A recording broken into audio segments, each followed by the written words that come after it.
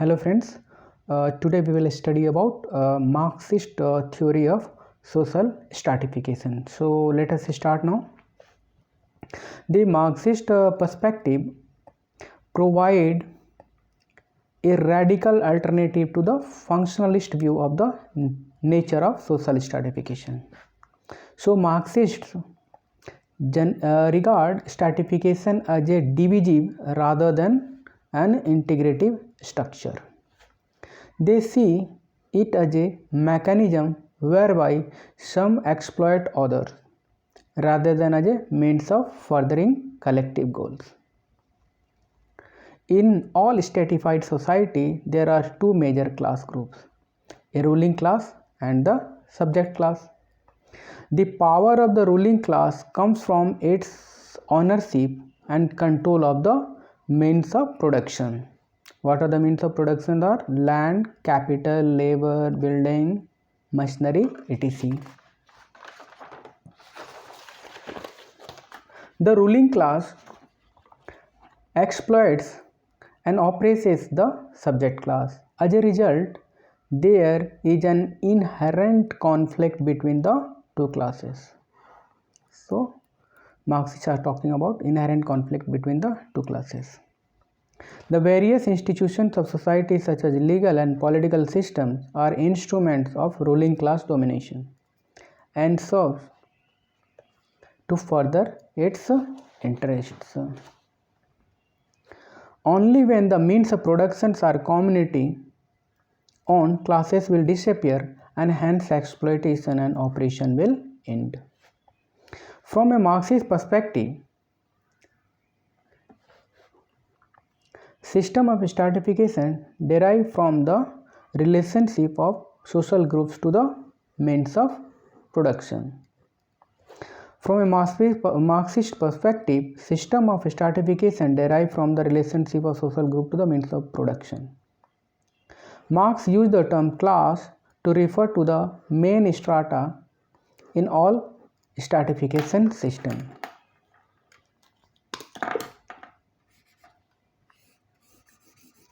From a Marxist viewpoint, a class is a social group whose members share the same relationship to the means of production.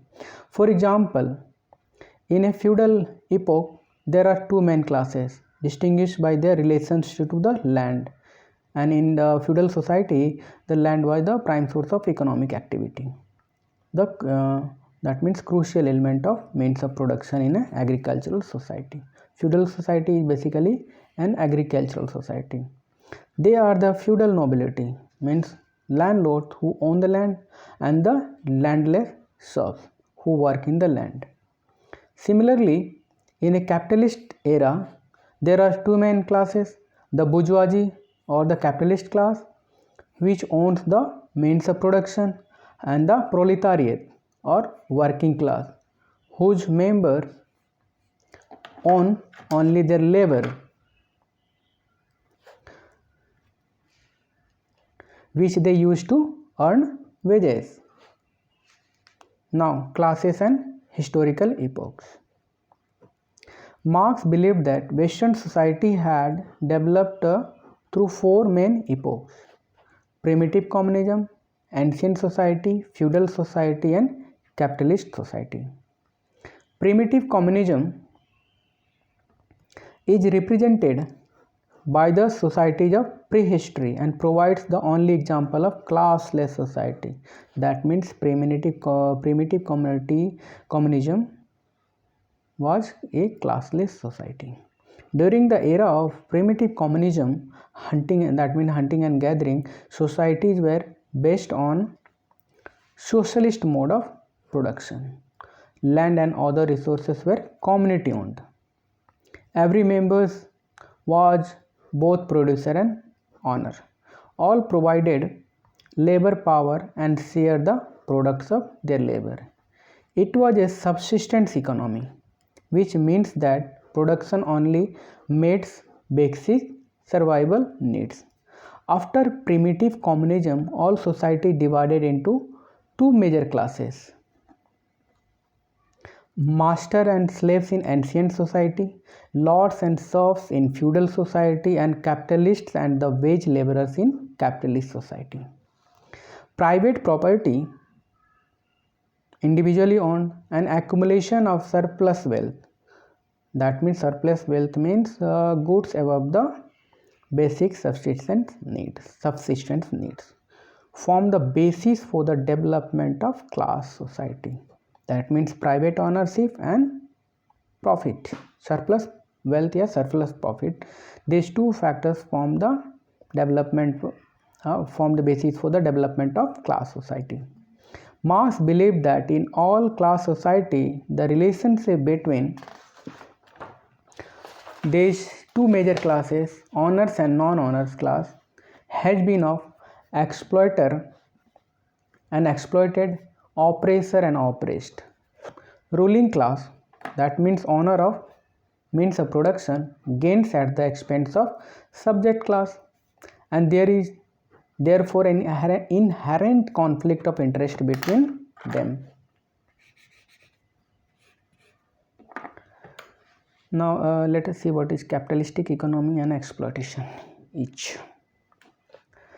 The basic characteristic of a capitalistic economy is the present economic system, like in India and Europe, are capitalistic economy. Even China, though they claim to be a communist state, but actually a pure capitalistic state. Now capital, what is capital? May be defined as money used to finance the production of commodities for private gain. In a capitalistic economy, goods and the labor power, raw materials and machinery used to produce them are given a monetary value. That means in capitalistic economy, almost everything is monetized, means assigned some monetary value. The capitalist invest their capital in the production of goods. The capital is accumulated by selling those goods at the value greater than the cost of production. These are characteristics of capitalistic economy, like India, USA and all developed countries. Even capitalistic economy is a characteristic of almost every country now. The capitalist class privately own capital. This capital is gained from the exploitation of working class by the capitalist class by paying very low wages as compared to the value of the goods they produce. The difference between the value of wages and the commodity is known as surplus value. The capitalists appropriate this surplus value in the form of profit. Now let us see power and superstructure. Political power in Marxist theory comes from economic power. The power of the ruling class therefore stems from its ownership and control of the means of production. The superstructure of the society, the major superstructures means the major institutions, values, belief systems are largely set by the economic infrastructure. Economic infrastructure are the foundation of any social system, which is controlled by the ruling class. So economic infrastructure is controlled by the ruling class. So those who will control the economic infrastructure will control everything, according to Marx theory. Various parts of the superstructure work as an instrument of ruling class domination and as mechanism for operation of the subject class. Basically, operation is to maximize the profit on which capitalism works. For example, the various ownership rights of capitalist class is enshrined and protected by the laws of the land. In the same way, position of the ruling class is supported by beliefs and values that are systematically generated by the economic infrastructure. These beliefs and values justify and legitimize the ruling class domination and project a distorted picture of reality. For example, the emphasis on freedom in capitalist society illustrated by Phrases such as free market economy, free democratic society, and free world is an illusion that disguises the wage slavery of the proletariat. Marx refer to the dominant concept of the class society as ruling class ideology. So basically, ruling class societies, the basic concept of ruling class society are the ruling class ideology. Now, class and social change. So let us see about social change, nothing but the class struggle, due to class struggle according to Marxian perspective. Marx believed that the class struggle was the driving force of social change. He argued that the history of all societies up to the present is the history of class struggle. A new historical epoch is created by the development of superior forces of production by a new social group. This development takes place within the framework of the previous era.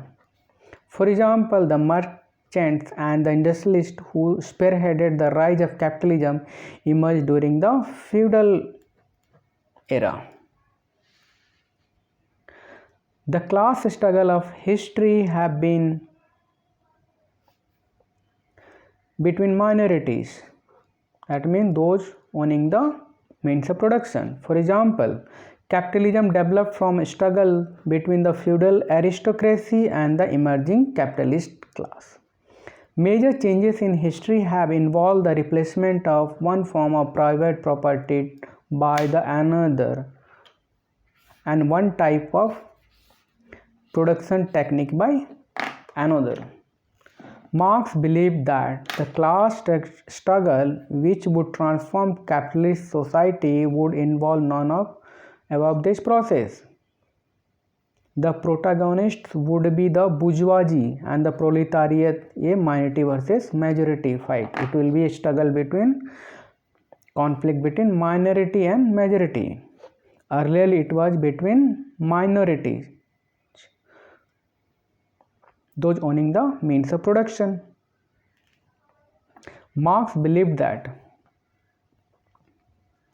the basic contradictions contained in a capitalist economic system would lead to its eventual destructions. The proletariat would overthrow the bourgeoisie and seize the means of production, the source of power. Property would be community owned, and since all the members of the society would now share the same relationship to the means of production, thus a classless society would result. Since history is the history of class struggle, history would now end. However, certain changes are necessary for this change to occur. So what are these factors? We will see. Now let us see the what is class consciousness. For class struggle, it is very much necessary in capitalist society. So what is class consciousness? Marx distinguishes between a class in itself and a class for itself. A class in itself is simply a social group whose members share the same relationships to the means of production. No awareness about their objective reality of exploitative nature of the capitalism.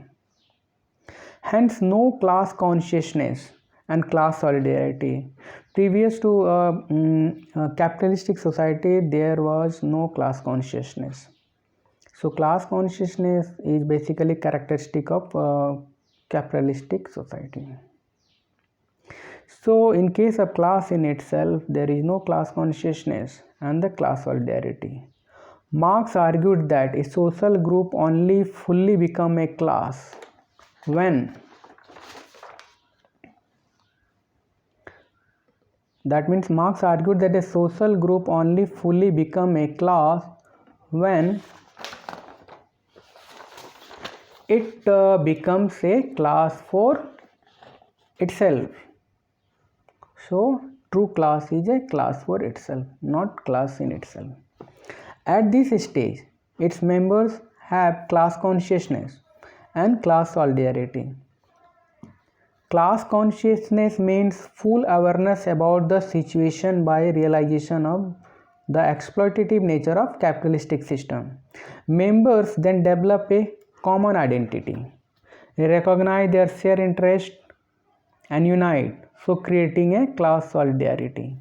Final stage of class consciousness is realization is that by collective struggle, exploitative ruling class can be overthrown.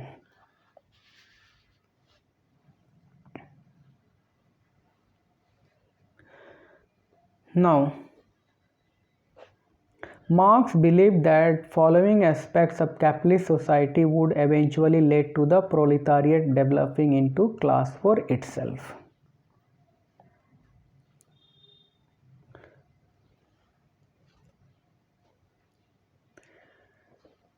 First one is capitalist society is very nature unstable, and it is based on the contradictions antagonism which can only be resolved by its transformation. Second, the contradictions between social production and individual ownership illuminates the exploitation of the proletariat. Social production also makes it easier for workers to organize themselves against the capitalists.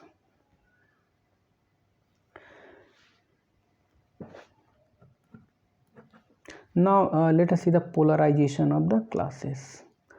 These are very much necessary for class struggle according to Marx in capitalist society.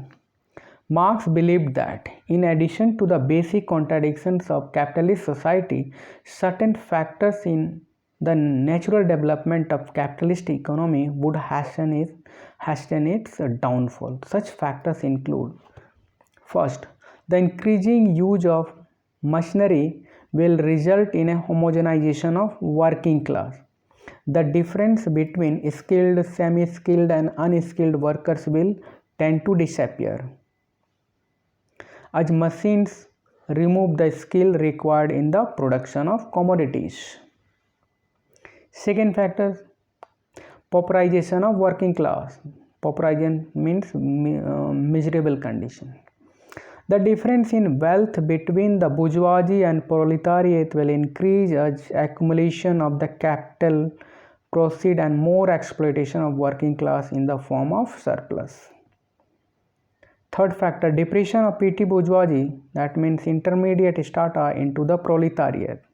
The competitive nature of the capitalism means that only the largest and the most wealthy companies will survive and prosper. Competition will depress the intermediate strata. Competition will depress the intermediate strata into proletariat. Thus, the petty bourgeoisie, the owner of the small businesses, will sink into the proletariat. At the same time, the surviving companies will grow larger and capital will be concentrated into fewer hands. What is happening in India now? These three processes, the obliteration of differences in labor, the pauperization of the working class and the depression of the intermediate strata into the proletariat will result in the polarization of the two major classes, and the presence of inherent conflict of interest will result in class struggle, which will lead to the proletariat revolution, and capitalist society will be dethroned, and the communist society will be established by the proletariat, where everyone will share the same relations toward the forces of production. The class as a strata in society will cease to exist. So it's all about Marxist theories of social stratification. In next lecture we will cover the Weberian theory of social stratification. Okay, thank you very much.